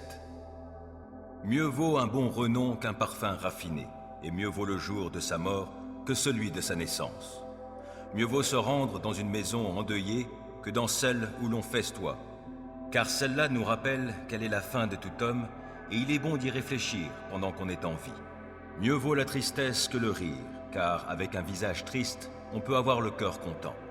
L'attention du sage se porte vers la maison endeuillée, celle de l'insensé vers la maison où l'on se livre à la joie. Mieux vaut écouter les reproches d'un homme sage que la chanson des insensés, car les rires de l'insensé sont comme le crépitement des épines sous une marmite. Cela aussi est vain. L'oppression peut rendre le sage insensé, et les cadeaux lui corrompre le cœur. Mieux vaut l'aboutissement d'une affaire que son début. Mieux vaut un esprit patient qu'un esprit orgueilleux. Ne t'irrite pas trop vite, car c'est dans le cœur des insensés que la colère élit domicile. Garde-toi de dire « Comment se fait-il qu'autrefois les choses allaient mieux qu'aujourd'hui ?» Car ce n'est pas la sagesse qui te dicte une telle question. La sagesse est bonne avec un héritage. Elle est avantageuse pour ceux qui voient le soleil. Car la protection qu'offre la sagesse est comme celle que procure l'argent, et la sagesse présente un avantage. Elle préserve la vie de ceux qui la possèdent. Considère l'œuvre de Dieu. Qui donc pourra redresser ce qu'il a tordu? Au jour du bonheur, jouis du bonheur, et au jour du malheur, réfléchis, car Dieu a fait l'un et l'autre, de sorte que l'homme ne puisse rien deviner de son avenir. J'ai vu tout cela au cours de mon existence dérisoire. Ici, un juste se perd à cause de sa droiture. Là, un méchant prolonge ses jours par sa perversité. Ne sois pas juste à l'excès et ne sois pas sage outre mesure. Pourquoi te détruirais-tu? Ne sois pas non plus méchant outre mesure et ne sois pas insensé. Pourquoi voudrais-tu mourir avant ton heure? Tu feras bien de prendre garde à ces deux principes sans négliger l'un ou l'autre. Oui, celui qui craint Dieu s'en sortira pour les mettre en œuvre tous deux. La sagesse rend un homme plus fort qu'une ville défendue par 10 capitaines. Il n'y a cependant sur terre aucun homme juste qui fasse toujours le bien sans jamais pécher. Ne prête pas attention à tout ce qu'on dit, et si ton serviteur te dénigre, n'écoute pas, car tu sais bien qu'à plusieurs reprises, il t'est arrivé à toi aussi de dénigrer autrui. Tout cela, j'ai essayé de le comprendre par la sagesse, en me disant « Je veux acquérir la sagesse ». Mais elle est restée loin de moi. La compréhension des choses est hors de ma portée. Elle est beaucoup trop profonde pour qu'on puisse l'atteindre. Mais je me suis appliqué avec toutes mes facultés à apprendre, à explorer et à rechercher la sagesse et la raison, et à discerner que la méchanceté est insensée et que la folie est déraisonnable. Je trouve qu'une femme est plus amère que la mort lorsqu'elle est un piège, son cœur un filet et ses bras des chaînes. Celui qui se comporte bien aux yeux de Dieu lui échappera, mais le pécheur s'y fera prendre. Considère, dit le maître, à quelle conclusion je suis parvenu en examinant les choses une à une, pour en faire l'analyse. D'ailleurs, je cherche encore et je n'ai pas trouvé. Sur 1000 hommes, j'en ai trouvé un, mais parmi toutes les femmes, je n'en ai pas trouvé une seule. Voilà la seule chose que j'ai trouvée. Dieu a fait l'homme droit, mais les humains sont allés chercher beaucoup de combines.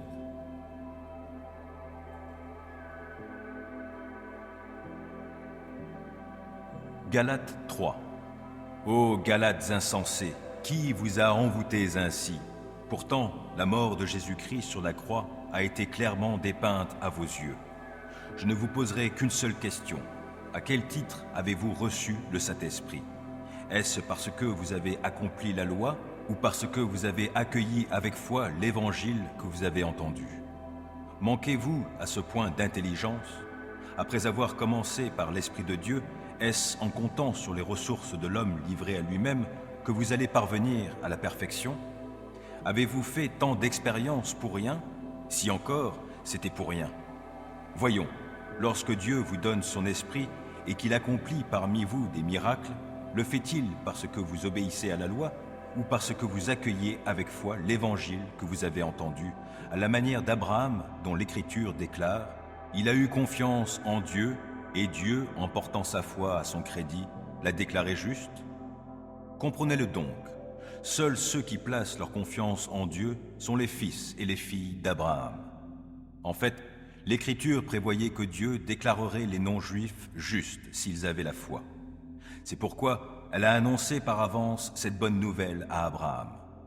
Tu seras une source de bénédiction pour tous les peuples. Ainsi, tous ceux qui font confiance à Dieu, comme Abraham lui a fait confiance, ont part à la bénédiction avec lui. En effet, ceux qui comptent sur leur obéissance à la loi tombent sous le coup de la malédiction, car il est écrit « Maudit soit l'homme qui n'obéit pas continuellement à tout ce qui est écrit dans le livre de la loi ». Il est d'ailleurs évident que personne ne sera déclaré juste devant Dieu grâce à son obéissance à la loi, puisque l'Écriture déclare « Le juste vivra grâce à la foi ». Or, le régime de la loi ne fait pas dépendre de la foi la justice de l'homme devant Dieu. Au contraire, il obéit à cet autre principe. Celui qui appliquera ses commandements vivra grâce à cela. Christ nous a libérés de la malédiction que la loi faisait peser sur nous en prenant la malédiction sur lui à notre place. Il est en effet écrit « Maudit est quiconque est pendu au gibet ». Jésus-Christ l'a fait pour que, grâce à lui, la bénédiction d'Abraham s'étende aux non-juifs et que nous recevions par la foi l'Esprit que Dieu avait promis. Mes frères et sœurs, prenons un exemple de la vie ordinaire. Lorsqu'un homme a rédigé son testament en bonne et due forme, personne ne peut l'annuler ou y ajouter quoi que ce soit. Or, c'est à Abraham et à sa descendance que Dieu a fait ses promesses. Il n'est pas dit « et à ses descendances » comme s'il s'agissait de plusieurs lignées. À ta descendance ne désigne qu'une seule descendance, et c'est Christ. Eh bien, je dis ceci, une alliance a été conclue par Dieu en bonne et due forme à la manière d'un testament. La loi est survenue 430 ans plus tard. Elle ne peut donc pas annuler cette alliance et réduire par là même la promesse à néant. En effet, si l'héritage du salut dépend de l'accomplissement de la loi, il ne repose plus sur la promesse. Or, c'est bien par une promesse que Dieu a accordé sa faveur à Abraham. Mais alors, pourquoi la loi? Elle a été ajoutée pour mettre en évidence la désobéissance des hommes à l'ordre divin et le régime qu'elle a instauré devait rester en vigueur jusqu'à la venue de la descendance d'Abraham que la promesse concernait. Cette loi a été promulguée par l'intermédiaire d'anges et par le moyen d'un médiateur, Moïse. Or, s'il y a eu un médiateur, c'est qu'il y avait plus d'une partie en cause. Mais pour la promesse, Dieu seul est en cause. La loi irait-elle donc à l'encontre des promesses divines? Certainement pas. Ah, sans doute, si nous avions reçu une loi qui puisse procurer la vie aux hommes, alors nous pourrions obtenir d'être déclarés justes par Dieu sur la base de cette loi. Mais voici le verdict de l'Écriture. L'humanité entière se trouve prisonnière de sa culpabilité devant Dieu, afin que le don promis par Dieu soit accordé aux croyants au moyen de leur foi en Jésus-Christ. Avant que soit instauré le régime de la foi, Nous étions emprisonnés par la loi et sous sa surveillance, dans l'attente du régime de la foi qui devait être révélé. Ainsi, la loi a été comme un gardien chargé de nous conduire à Christ, pour que nous soyons déclarés justes devant Dieu par la foi. Mais depuis que le régime de la foi a été instauré, nous ne sommes plus soumis à ce gardien. Car par la foi en Jésus-Christ, vous êtes tous fils et filles de Dieu. Car vous tous, qui avez été baptisés pour Christ, vous vous êtes revêtus de Christ. Il n'y a plus ni juif ni non-juif, il n'y a plus ni esclave ni homme libre, il n'y a ni homme ni femme. Unis à Jésus-Christ, vous êtes tous un. Si vous lui appartenez, vous êtes la descendance d'Abraham et donc aussi les héritiers des biens que Dieu a promis à Abraham.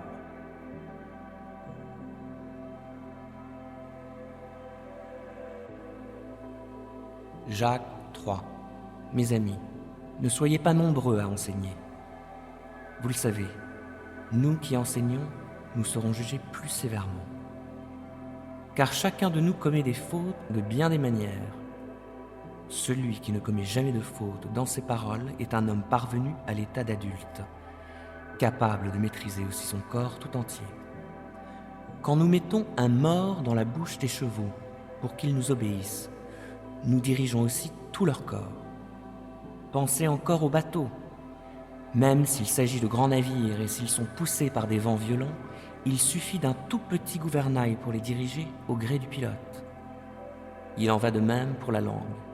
C'est un petit organe, mais elle se vante de grandes choses. Ne suffit-il pas d'un petit feu pour incendier une vaste forêt ? La langue aussi est un feu. C'est tout un monde de mal. Elle est là, parmi les autres organes de notre corps, et contamine notre être entier. Allumée au feu de l'enfer, elle enflamme toute notre existence. L'homme est capable de dompter toutes sortes de bêtes sauvages, d'oiseaux, de reptiles, d'animaux marins, et il les a effectivement domptés. Mais la langue, aucun homme ne peut la dompter. C'est un fléau impossible à maîtriser. Elle est pleine d'un venin mortel.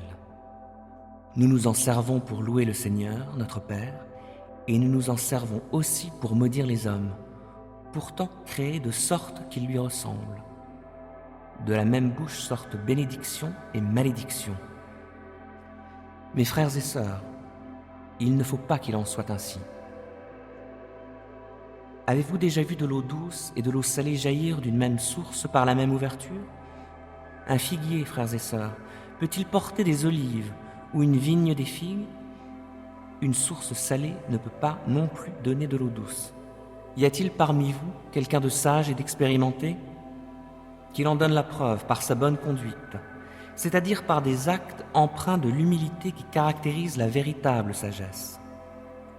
Mais si votre cœur est plein d'amère jalousie, si vous êtes animé d'un esprit querelleur, il n'y a vraiment pas lieu de vous vanter. Ce serait faire entorse à la vérité.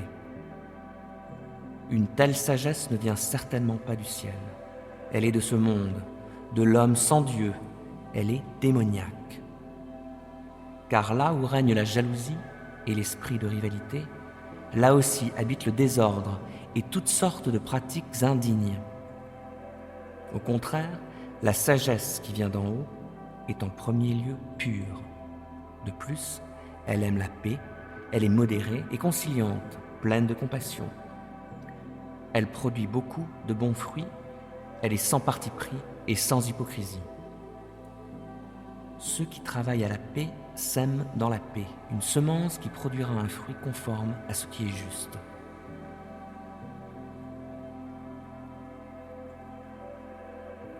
Matthieu 26. Quand Jésus eut fini de donner toutes ces instructions, il dit à ses disciples : « Vous savez que la fête de la Pâque aura lieu dans 2 jours.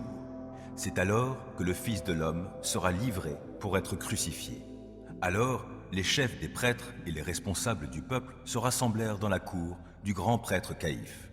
Ils décidèrent d'un commun accord de s'emparer de Jésus par ruse pour le faire mourir. Cependant, ils se disaient : « Il ne faut pas agir pendant la fête pour ne pas provoquer d'émeutes parmi le peuple. » Jésus se trouvait à Béthanie, dans la maison de Simon, le lépreux. Une femme s'approcha de lui, tenant un flacon d'albâtre rempli d'un parfum de myrrhe de grande valeur.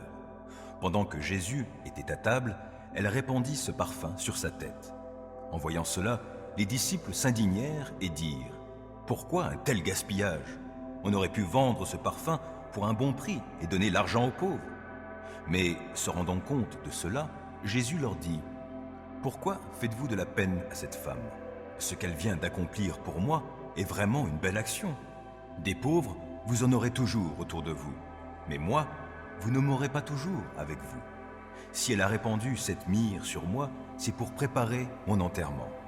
Vraiment, je vous l'assure, dans le monde entier, partout où cette bonne nouvelle qu'est l'Évangile sera annoncée, on racontera aussi, en souvenir d'elle, ce qu'elle vient de faire. » Alors, l'un des 12, celui qui s'appelait Judas Iscariote, se rendit auprès des chefs des prêtres pour leur demander « Si je me charge de vous livrer Jésus, quelle somme me donnerez-vous » Ils lui versèrent 30 pièces d'argent. À partir de ce moment-là, il chercha une occasion favorable pour leur livrer Jésus. Le premier jour de la fête des pains sans levain, les disciples vinrent trouver Jésus pour lui demander « Où veux-tu que nous fassions les préparatifs pour le repas de la Pâque ?» Il leur répondit « Allez à la ville, chez un tel, et parlez-lui ainsi. Le maître te fait dire « Mon heure est arrivée. C'est chez toi que je prendrai le repas de la Pâque avec mes disciples. » Les disciples se conformèrent aux ordres de Jésus et préparèrent le repas de la Pâque. Le soir, Jésus se mit à table avec les 12 et, pendant qu'ils mangeaient, il dit « Vraiment, je vous l'assure, l'un de vous me trahira. » Les disciples en furent consternés. Ils se mirent, l'un après l'autre, à lui demander « Seigneur, ce n'est pas moi, n'est-ce pas ?» En réponse, il leur dit « C'est un qui a trempé son pain dans le plat avec moi. Lui, il me trahira. Certes, le Fils de l'homme s'en va conformément à ce que les Écritures annoncent à son sujet. Mais malheur à celui qui le trahit. Il aurait mieux valu pour lui n'être jamais né. » À son tour, Judas, qui le trahissait, lui demanda « Maître, ce n'est pas moi, n'est-ce pas ?» « Tu le dis toi-même, lui répondit Jésus. Au cours du repas, Jésus prit du pain, puis, après avoir prononcé la prière de reconnaissance, il le partagea en morceaux, puis il le donna à ses disciples en disant « Prenez, mangez, ceci est mon corps. » Ensuite, il prit une coupe et, après avoir remercié Dieu, il la leur donna en disant « Buvez-en tous, ceci est mon sang, par lequel est scellée l'alliance. Il va être versé pour beaucoup d'hommes, afin que leurs péchés soient pardonnés. Je vous le déclare, désormais, je ne boirai plus du fruit de la vigne, jusqu'au jour où je boirai le vin nouveau avec vous dans le royaume de mon Père. » Après cela, ils chantèrent les psaumes de la Pâque. Ensuite, ils sortirent pour se rendre au mont des Oliviers. Jésus leur dit alors « Cette nuit, ce qui m'arrivera vous ébranlera tous dans votre foi. En effet, il est écrit « Je frapperai le berger, et les brebis du troupeau seront dispersées. Néanmoins, quand je serai ressuscité, je vous précéderai en Galilée. » Pierre prit la parole et lui dit « Même si tous les autres sont ébranlés à cause de ce qui t'arrivera, moi, je ne le serai pas. » Jésus reprit « Vraiment, je te l'assure, cette nuit même, avant que le coq ait chanté, tu m'auras renié 3 fois. » Pierre réaffirma « Même s'il me fallait mourir avec toi, je ne te renierai pas. » Et tous les disciples dirent la même chose. Là-dessus, Jésus arriva avec eux en un lieu appelé Gethsémani. Il dit à ses disciples « Asseyez-vous ici pendant que je vais prier là-bas. » Il prit avec lui Pierre et les 2 fils de Zébédée. Il commença à être envahi d'une profonde tristesse, et l'angoisse le saisit. Alors il leur dit « Je suis accablé de tristesse, à en mourir. Restez ici et veillez avec moi. » Puis il fit quelques pas, se laissa tomber la face contre terre et pria ainsi « Ô Père, si tu le veux, écarte de moi cette coupe. Toutefois, que les choses se passent non pas comme moi je le veux, mais comme toi tu le veux. » Ensuite, il revint auprès des disciples et les trouva endormis. Il dit à Pierre « Ainsi, vous n'avez pas été capable de veiller une seule heure avec moi. Veillez et priez pour ne pas céder à la tentation. L'esprit de l'homme est plein de bonne volonté, mais la nature humaine est bien faible. Puis il s'éloigna une deuxième fois et se remit à prier en disant « Ô mon Père, s'il n'est pas possible que cette coupe me soit épargnée, s'il faut que je la boive, alors que ta volonté soit faite. » Il revint encore vers ses disciples et les trouva de nouveau endormis, car ils avaient tellement sommeil qu'ils n'arrivaient pas à garder les yeux ouverts. Il les laissa donc et s'éloigna de nouveau. Pour la troisième fois, il pria en répétant les mêmes paroles. Lorsqu'il revint auprès de ses disciples, il leur dit « Vous dormez encore et vous vous reposez. L'heure est venue où le Fils de l'homme est livré entre les mains des pécheurs. Levez-vous et allons-y, car celui qui me trahit est là. » Il n'avait pas fini de parler que Judas, l'un des 12, survint, accompagné d'une troupe nombreuse, armée d'épées et de gourdins. Cette troupe était envoyée par les chefs des prêtres et les responsables du peuple. Le traître avait convenu avec eux d'un signe en disant « Celui que j'embrasserai, c'est lui, saisissez-vous de lui. » Aussitôt, il se dirigea vers Jésus et lui dit « Bonsoir, maître !» et il l'embrassa. « Mon ami, lui dit Jésus, ce que tu es venu faire ici, fais-le. » Alors les autres s'avancèrent et, mettant la main sur Jésus, ils se saisirent de lui. À ce moment, l'un des compagnons de Jésus porta la main à son épée, la dégaina, en frappa le serviteur du grand prêtre et lui emporta l'oreille. Jésus lui dit « Remets ton épée à sa place, car tous ceux qui se serviront de l'épée mourront par l'épée. Penses-tu donc que je ne pourrai pas faire appel à mon Père? À l'instant même, il enverrait des dizaines de milliers d'anges à mon secours. Mais alors, comment les Écritures, qui annoncent que tout doit se passer ainsi, s'accompliraient-elles? » Là-dessus, Jésus dit à la troupe, « Me prenez-vous pour un bandit, pour que vous soyez venus en force avec épée et gourdin, afin de vous emparer de moi? J'étais assis chaque jour dans la cour du temple pour donner mon enseignement, et vous ne m'avez pas arrêté. Mais tout ceci est arrivé pour que les écrits des prophètes s'accomplissent. » Alors, tous les disciples l'abandonnèrent et prirent la fuite. Ceux qui avaient arrêté Jésus le conduisirent devant Caïphe, le grand prêtre, chez qui les spécialistes de la loi et les responsables du peuple s'étaient déjà rassemblés. Pierre le suivit à distance jusqu'au palais du grand prêtre et il entra dans la cour où il s'assit au milieu des gardes pour voir comment tout cela finirait. Les chefs des prêtres et le grand conseil au complet cherchaient un faux témoignage contre Jésus pour pouvoir le condamner à mort. Mais bien qu'un bon nombre de faux témoins se soient présentés, ils ne parvenaient pas à trouver de motif valable. Finalement, il en vint tout de même 2 qui déclarèrent « Cet homme a dit « Je peux démolir le temple de Dieu et le rebâtir en 3 jours. » Alors, le grand prêtre se leva et demanda à Jésus « Tu n'as rien à répondre au témoignage qu'on vient de porter contre toi ?» Jésus garda le silence. Alors, le grand prêtre reprit en disant « Je t'adjure, par le Dieu vivant, de nous déclarer si tu es le Messie, le Fils de Dieu. » Jésus lui répondit « Tu l'as dit toi-même. De plus, je vous le déclare. À partir de maintenant, vous verrez le Fils de l'homme siéger à la droite du Tout-Puissant et venir en gloire sur les nuées du ciel. » À ces mots, le grand prêtre déchira ses vêtements en signe de consternation et s'écria « Il vient de prononcer des paroles blasphématoires. Qu'avons-nous encore besoin de témoins? Vous venez vous-même d'entendre le blasphème. Quel est votre verdict ?» Ils répondirent « Il est passible de mort. » Alors, ils lui crachèrent au visage et le frappèrent. D'autres le giflèrent en disant « Hé, Messie, fais le prophète, dis-nous qui vient de te frapper. » Pendant ce temps, Pierre était resté assis dehors, dans la cour intérieure. Une servante s'approcha de lui et dit « Toi aussi, tu étais avec Jésus, le Galiléen. » Mais Pierre le nia en disant devant tout le monde « Je ne vois pas ce que tu veux dire. » Comme il se dirigeait vers le porche pour sortir, une autre servante l'aperçut et dit à ceux qui étaient là « En voilà un qui était avec ce Jésus de Nazareth. » Il le nia de nouveau et il jura « Je ne connais pas cet homme. » Après un petit moment, ceux qui se tenaient dans la cour s'approchèrent de Pierre et lui dirent « C'est sûr, toi aussi tu fais partie de ces gens.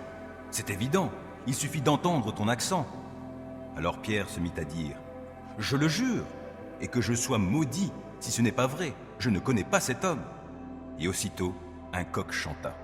Alors Pierre se souvint de ce que Jésus lui avait dit, « Avant que le coq chante, tu m'auras renié 3 fois. » Il se glissa dehors et se mit à pleurer amèrement.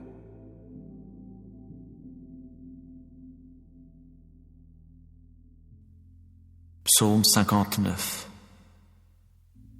Ô directeur, ne supprime pas, de David, Michtam. Quand Saül envoya des gens qui se mirent à surveiller la maison pour le mettre à mort. Délivre-moi de mes ennemis, ô mon Dieu. De ceux qui se dressent contre moi, puisses-tu me protéger. Délivre-moi de ceux qui pratiquent ce qui est malfaisant. Des hommes de sang, sauve-moi. Car voici qu'ils ont guetté mon âme. Des hommes forts m'attaquent sans qu'il y ait révolte chez moi, ni péché chez moi, ô Jéhovah. Bien qu'il n'y ait pas de faute de ma part, ils courent et se préparent. Éveille-toi à mon appel et vois. Toi, ô Jéhovah Dieu des armées, tu es le Dieu d'Israël. Réveille-toi pour t'occuper de toutes les nations. Ne témoigne de faveur à aucun de ces traîtres malfaisants. Sans cesse, ils reviennent à l'heure du soir.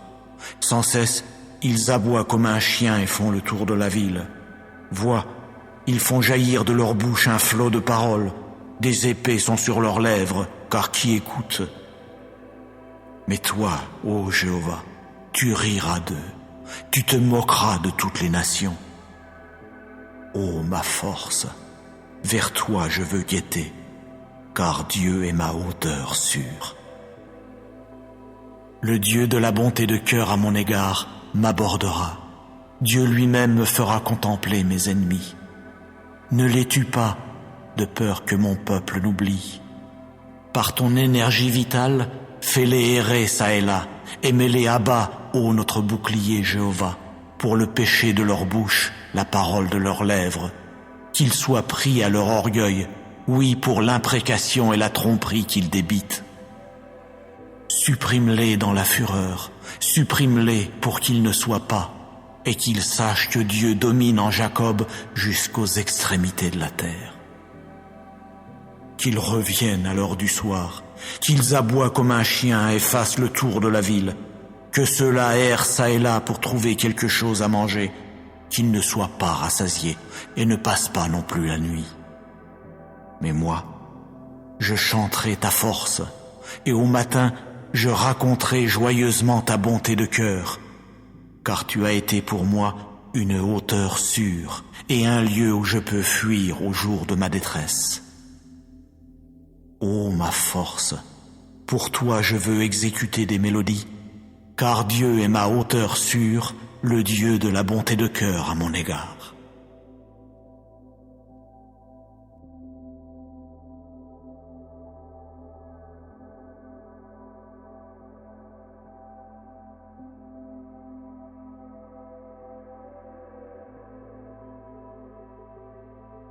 Deutéronome 7. Lorsque l'Éternel, ton Dieu, t'aura fait entrer dans le pays où tu te rends pour en prendre possession, et qu'il aura chassé devant toi de nombreux peuples, les Hittites, les Girgasiens, les Amoréens, les Cananéens, les Phéréziens, les Héviens et les Yébousiens, ces 7 peuples, plus nombreux et plus puissants que toi, lorsqu'il te les aura livrés et que tu les auras vaincus, tu les extermineras totalement pour les vouer à l'Éternel. Tu ne concluras pas d'alliance avec eux, et tu n'auras pour eux aucune pitié.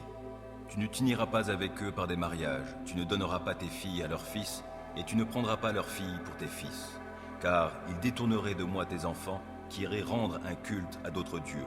Ma colère s'enflammerait alors contre vous, et je ne tarderai pas à vous exterminer. Voici au contraire comment vous agirez à leur égard.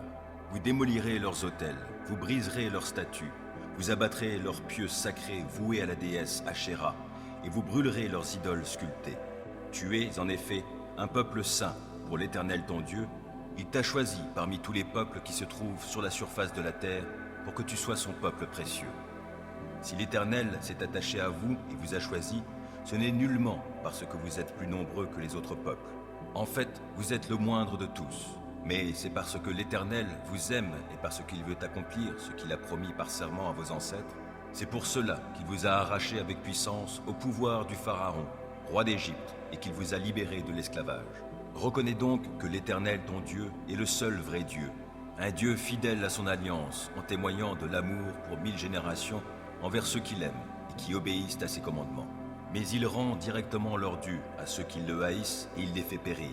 Sans tarder, il paie de retour directement ceux qui le haïssent. C'est pourquoi, obéissez aux commandements, aux ordonnances et aux lois que je vous donne aujourd'hui et appliquez-les. Car si vous prêtez attention à ces lois, si vous y obéissez et si vous les appliquez, l'Éternel, votre Dieu, tiendra l'engagement de vous aimer, qu'il a pris par serment en concluant une alliance avec vos ancêtres. Il vous aimera, vous bénira, vous rendra nombreux, et il bénira vos enfants. Il vous bénira par tout ce que produiront vos terres, votre blé, votre vin nouveau, votre huile fraîche, et en accroissant les portées de votre gros et de votre petit bétail sur la terre qu'il a promis par serment à vos ancêtres de vous donner. Vous jouirez de plus de bénédictions que tous les autres peuples, et il n'y aura chez vous ni homme, ni femme stérile, ni bête stérile dans vos troupeaux. L'Éternel vous préservera de toute maladie. Il ne vous infligera aucune de ces terribles épidémies qui ont frappé l'Égypte, comme vous le savez. Il les enverra à tous ceux qui vous haïssent. Vous supprimerez tous les peuples que l'Éternel, votre Dieu, livrera en votre pouvoir, sans avoir de pitié pour eux. Vous ne rendrez pas de culte à leur Dieu. Ce serait un piège pour vous. Peut-être te diras-tu, ces peuples sont plus puissants que moi, comment pourrais-je les déposséder? N'aie pas peur d'eux. Souviens-toi seulement de ce que l'Éternel, ton Dieu, a fait au Pharaon et à toute l'Égypte. Rappelle-toi les terribles épreuves que tu as vues de tes yeux, les signes miraculeux et les prodiges, et le déploiement de puissance par lesquels l'Éternel, ton Dieu, t'a fait sortir d'Égypte. L'Éternel, ton Dieu, traitera de la même manière tous les peuples que tu crains. De plus, il enverra contre eux les frelons pour faire périr les rescapés qui se seraient cachés pour t'échapper. Ne tremble pas devant eux, car l'Éternel, ton Dieu, qui est au milieu de toi, est un Dieu grand et redoutable. C'est seulement petit à petit que l'Éternel, ton Dieu, chassera ces peuples étrangers devant toi. Tu ne pourras pas les éliminer d'un seul coup, sinon les bêtes sauvages se multiplieraient dangereusement chez toi. L'Éternel, ton Dieu, livrera ces peuples en ton pouvoir et les mettra en déroute jusqu'à leur destruction totale. Il te livrera leur roi et tu feras disparaître leur nom de dessous le ciel. Personne ne pourra te résister. Tu les extermineras tous. Vous brûlerez les statues de leurs dieux. Ne cède pas à la tentation de récupérer l'argent ou l'or qui les recouvre. Ne le prends pas. Cela pourrait constituer un piège pour toi, car c'est une abomination pour l'Éternel ton Dieu. Tu n'introduiras donc pas dans ta maison une abomination, car tu te mettrais avec elle sous le coup de la malédiction. Tu la tiendras pour une chose réprouvée. Tu l'auras en abomination, car elle est sous la malédiction.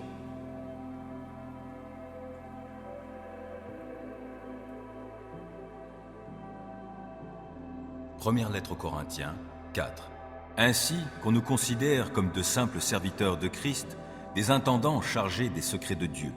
Or, en fin de compte, que demande-t-on à des intendants? Qu'ils accomplissent fidèlement la tâche qui leur a été confiée. Pour ma part, peu m'importe le jugement que vous ou une instance humaine pouvez porter sur moi. D'ailleurs, je ne me juge pas non plus de moi-même. Car bien que je n'ai rien à me reprocher, ce n'est pas cela qui fait de moi injuste. Celui qui me juge, c'est le Seigneur. Ne jugez donc pas avant le temps. Attendez que le Seigneur revienne. Il mettra en lumière tout ce qui est caché dans les ténèbres et il dévoilera les intentions véritables qui animent les cœurs. Alors chacun recevra de Dieu la louange qui lui revient. Frères et sœurs, je viens d'employer diverses images à propos d'Apollo et de moi-même pour que vous appreniez à notre sujet à appliquer cette règle. Ne pas aller au-delà de ce qui est écrit, et ainsi qu'aucun de vous ne s'enfle d'orgueil en prenant le parti de l'un contre l'autre. Car qui te confère une distinction? Qu'as-tu qui ne t'ait été donné? Et puisqu'on t'a tout donné, pourquoi t'en vanter comme si tu ne l'avais pas reçu? Dès à présent, vous êtes rassasiés. Déjà, vous voilà riches. Vous avez commencé à régner sans nous. Comme je voudrais que vous soyez effectivement en train de régner, pour que nous soyons rois avec vous. Mais il me semble plutôt que Dieu nous a assigné, à nous autres apôtres, la dernière place, comme à des condamnés à mort, car, comme eux, il nous a livrés en spectacle au monde entier, aux anges et aux hommes. Nous sommes fous à cause de Christ, mais vous, vous êtes sages en Christ. Nous sommes faibles, mais vous, vous êtes forts. Vous êtes honorés, nous sommes méprisés. Jusqu'à présent, nous souffrons la faim et la soif. Nous sommes mal vêtus, exposés aux coups, errants de lieu en lieu. Nous nous épuisons à travailler de nos propres mains. On nous insulte, nous bénissons. On nous persécute, nous le supportons. On nous calomnie, nous répondons par des paroles bienveillantes. Jusqu'à maintenant, nous sommes devenus comme les déchets du monde et traités comme le rebut de l'humanité. Si j'écris ainsi, ce n'est pas pour vous remplir de confusion. C'est pour vous mettre en garde comme des enfants bien-aimés. En effet, même si vous aviez 10 000 maîtres dans la foi en Christ, vous n'avez pas plusieurs pères, car c'est moi qui vous ai fait naître à la foi en Jésus-Christ en vous annonçant l'Évangile. Je vous invite donc à suivre mon exemple.